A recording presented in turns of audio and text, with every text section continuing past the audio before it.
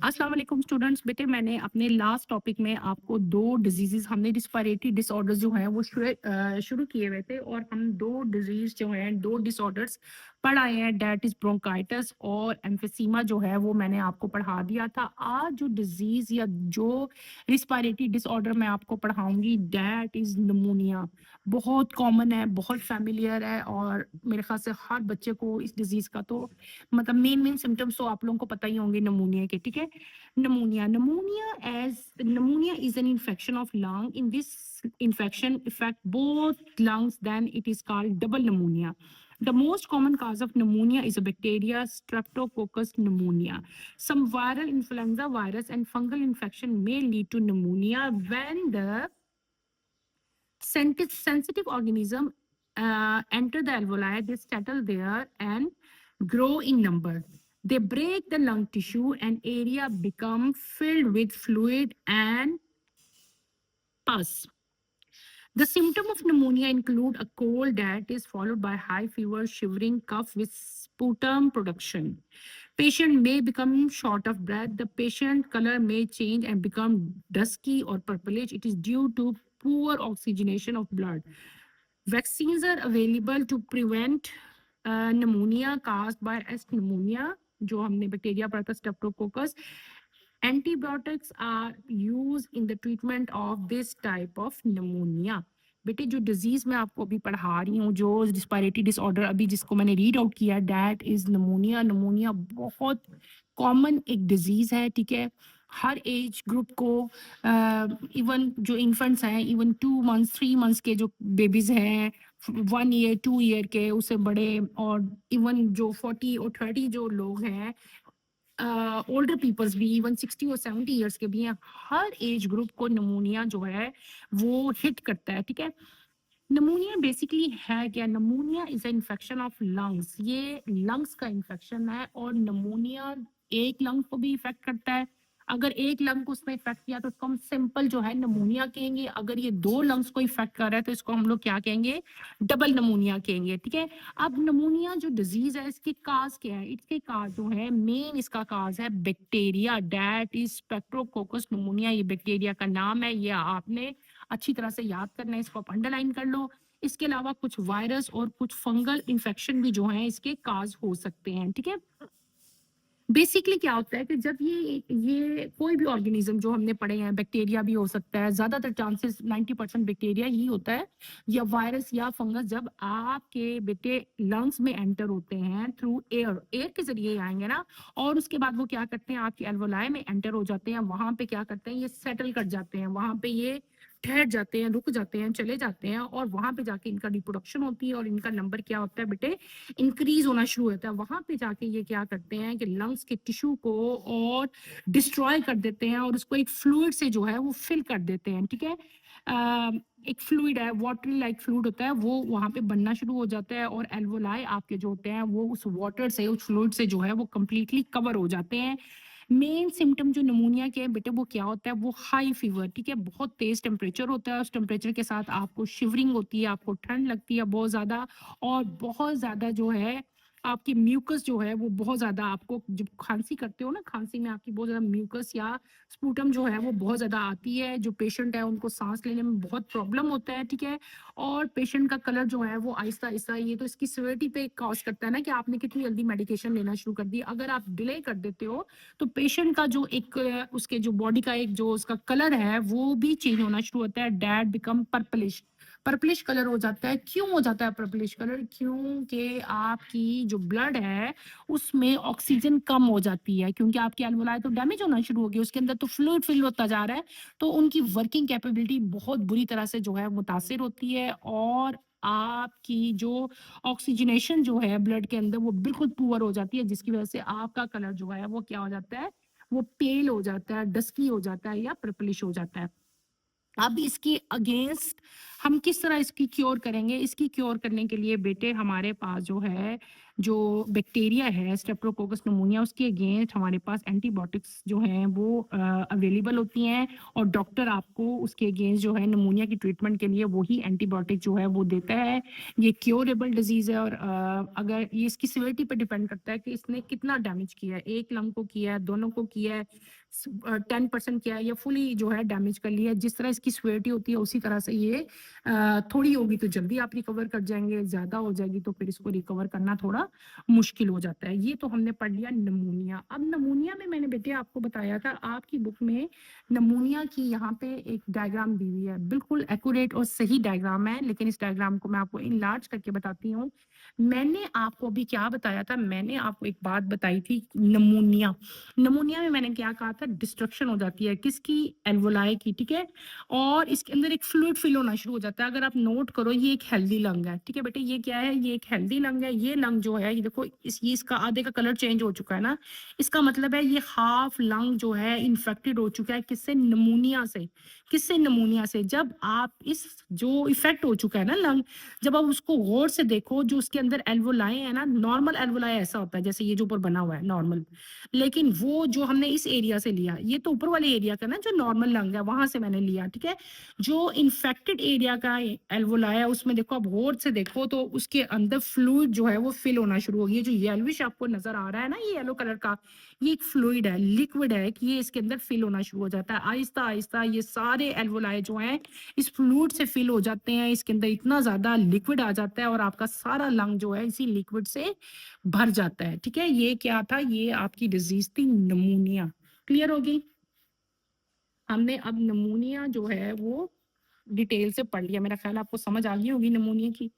यहाँ पे एक चीज आपको दी हुई है, period to the discovery of antibiotics 1/3 of pneumonia patient died from the infection. अभी तो ये है कि नमूनिया के अगेंस्ट हमारी जो है एंटीबायोटिक्स आ चुकी हैं, ठीक है, लेकिन जब एंटीबायोटिक्स नहीं आई थी तो तकरीबन 1/3 नमूनिया के पेशेंट जो है उनकी डेथ हो जाती थी बेटे।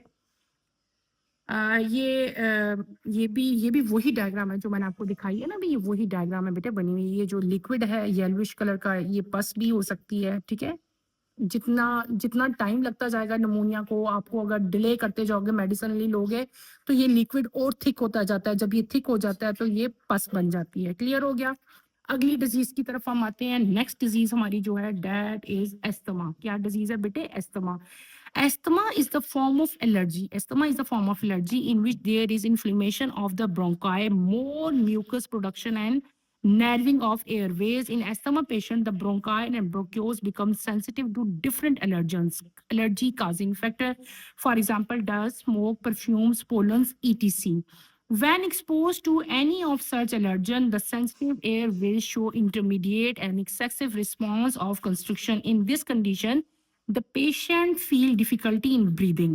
The symptoms of asthma vary from person to person. The major symptom include shortness of breath, especially with the exertion or at night, whistling sound when breathing out, cough and chest tightness.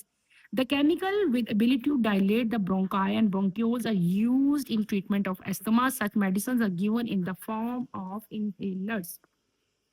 Next disease जो मैंने आपको, next respiratory disorder जो हमने study किया, that is asthma. बेटे ये क्या है, एस्थमा। एस्थमा क्या चीज है, asthma is a form of allergy. Asthma allergy की एक फॉर्म है। एस्थमा में क्या होता है, ब्रोंकाई, जो हमने आपको बताया था ना मैंने, ब्रोंकाई सारा हम पढ़ के आए हैं। ब्रोंकाई की इन्फ्लेमेशन है। क्या है, इन्फ्लेमेशन। इन्फ्लेमेशन अभी मैंने क्या कहा था आपको, मैंने आपको ब्रोंकाइटिस में इन्फ्लेमेशन का मतलब समझाया था ना। इन्फ्लेमेशन एक बॉडी का रिस्पॉन्स है, ठीक है, किसी भी इन्फेक्शन के अगेंस्ट। तो इसमें क्या होता है कि आपके ब्रोंकाई की इन्फ्लेमेशन हो जाती है, ज्यादा म्यूकस बनती है, आपके जितने भी एयरवेज हैं वो क्या हो जाते हैं, वो नैरो हो जाते हैं, वो और शॉर्ट हो जाते हैं, ठीक है। उनके अंदर स्वेलिंग हो जाती है। एस्थमा पेशेंट जो हैं वो, ये बेटे एक टाइप की एलर्जी है। एलर्जी में क्या कि आपको बहुत सारे फैक्टर्स हैं जिनसे आप सेंसिटिव होते हो। फॉर एग्जाम्पल डस्ट, कुछ लोगों को डस्ट एलर्जी है, कुछ को स्मोक से एलर्जी होती है, इवन कुछ ऐसे लोग होते हैं जिनको परफ्यूम से एलर्जी होती है, और पोलन से भी बहुत ज्यादा, 90% लोगों को पोलन से एलर्जी होती है। और पाकिस्तान में एस्थमा के पेशेंट बहुत ज्यादा है। इसका रेट जो है इस्लामाबाद और फैसलाबाद वाले जो एरियाज़ हैं, फैसलाबाद में भी बहुत पोल्यूटेंट है, बहुत ज़्यादा स्मोक है। तो यहाँ पे आपको स्मोक वाले जो एलर्जी के पेशेंट जो हैं, जिनको स्मोक से एलर्जी है, वो वाले पेशेंट बहुत ज़्यादा नज़र आएँगे। इसी तरह अगर आप इस्लामाबाद की तरफ हम मूव करते हैं या वहाँ पे देखते हैं, तो वहाँ पे जो पोलन्स की परसेंटेज है, वो बेटे बहुत ज़्यादा है। तो वहाँ पे आपको ऐसे पेशेंट मिलेंगे जिनको पोलन्स के अगेंस्ट जो है, वो एलर्जी होगी। तो एलर्जी जो है उसके बहुत सारे फैक्टर्स हैं, कौन-कौन से फैक्टर एलर्जी कॉज़ करते हैं वो आपको मैंने बता दिए। अच्छा, अब ये पेशेंट जिनको इन फैक्टर से एलर्जी होती है, जब ये इनका रिस्पॉन्स होता है, जब ये इनको एलर्जेंस इनके पास आते हैं, तो इनके जो पैसेज वेज हैं, जो एयर का पैसेज वेज है, फ़ौरन रिएक्ट करते हैं, ठीक है? और जो है पेशेंट को ब्रीदिंग में डिफ़िकल्टी होती है और क्योंकि उनका जो ब्रोंकस है उसमें इन्फ्लेमेशन शुरू हो जाती है। अस्थमा के मेन सिम्पटम्स जो हैं वो फ्रॉम पर्सन टू पर्सन जो है वो डिफरेंशिएट करते हैं। हर पर्सन के सिम्पटम जो हैं वो सेम नहीं होते, लेकिन इसके मेजर सिम्पटम जो हैं वो ऑलमोस्ट सब पेशेंट्स में एक जैसे होते हैं। कॉमन इनके जो सिम्पटम्स हैं वो कौन से हैं? शॉर्टनेस ऑफ ब्रेथ है, सांस जो है वो रुक रुक के आना, ठीक है? स्पेशली एट नाइट जब आप लेटते हैं ना, जब आप स्लीप करते हैं तब ज़्यादा आपको सांस लेने में प्रॉब्लम होता है। अगर आप सिटिंग पोजीशन में हैं तो फिर भी थोड़ी सारा ईज आउट हो जाता है। दूसरा इसका विजिंग है। What is wheezing? विजिंग क्या है? जब आप सांस लेते हो तो आपके सांस लेने से ना एक साउंड प्रोड्यूस होती है, ठीक है? तो उस साउंड को हम लोग विजिंग कहते हैं। फिर आपका क्या है? कफ है और चेस्ट टाइटनेस, ठीक है ना? आपको घुटन महसूस होती है, ठीक है? ये थे सिम्पटम्स। फिर आगे आपका आता है कि इसकी मतलब ड्रग्स या इसकी मेडिसिन्स क्या है। तो जिन पेशेंट्स को अस्थमा होता है, डॉक्टर उनको जो है कुछ ऐसी मेडिसिन्स कुछ देते हैं जिनसे आपकी जो ब्रोंकाई है या ब्रोंकियोल्स हैं वो डायलेट हो सकें। तो इसकी जो मेडिसिन्स अस्थमा की होती है वो ज़्यादातर इनहेलर्स की फॉर्म में जो है वो होती है, और इस तरह के पेशेंट्स को इनहेलर्स दिए जाते हैं टू इनहेल। और इससे इनहेलर से क्या होता है कि आपकी जो ब्रोंकियोल्स हैं वो डायलेट हो जाती हैं। ये हमने डिजीज़ पढ़ ली बेटे।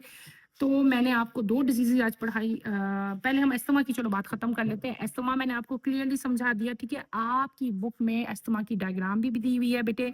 ये नॉर्मल ब्रोंकस है जो बिल्कुल अंदर से खाली है, हॉलो है, और ये कंप्लीटली जो है नैरो हो चुका है, इसमें स्वेलिंग हो चुकी है, ठीक है? यही पिक्चर आपको मैं इस तरह 3D पिक्चर की फॉर्म में दिखाती हूँ, ठीक है? What happen to your lungs when you have asthma? जब आपको अस्थमा होता है। देखो, ये ब्रोंकियोल्स की 2 पिक्चर्स दिखाई हैं। एक ये ब्रोंकियोल्स है बेटे, अगर आप गौर करें, एक ये ब्रोंकियोल्स है और एक ये है।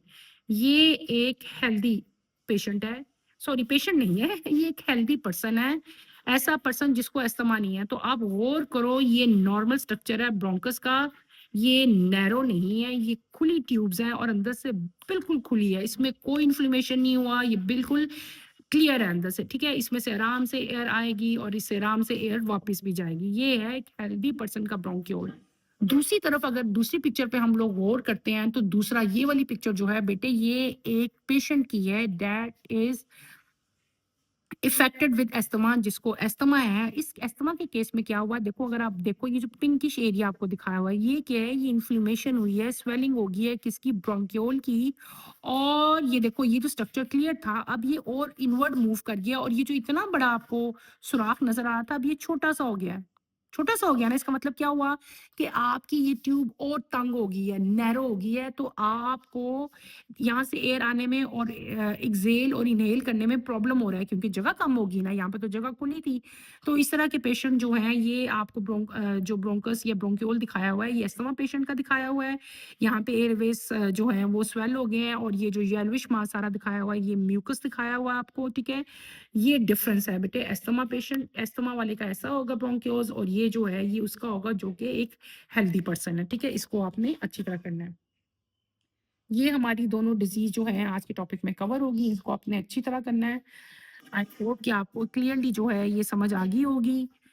नेक्स्ट लेक्चर के लिए आप चैनल को सब्सक्राइब करें, लाइक करें एंड शेयर करें। अल्लाह हाफिज बेटे।